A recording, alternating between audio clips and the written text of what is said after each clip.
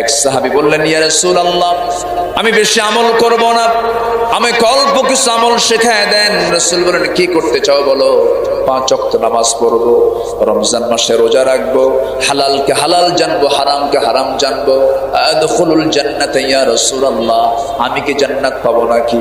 রাসূল সঙ্গে সঙ্গে বলে দিলেন, এই সাহাবীটা জান্নাতি। জোরে করুন সুবহানাল্লাহ। রমজান মাস হলো সেই মাস যে মাসে আল্লাযী উনজিলা নাযিল করা হয়েছে, কোরআনকে নাযিল করা হয়েছে। তাহলে রমজানটার মর্যাদা বেড়েছে কোরআন নাযিলের কারণে।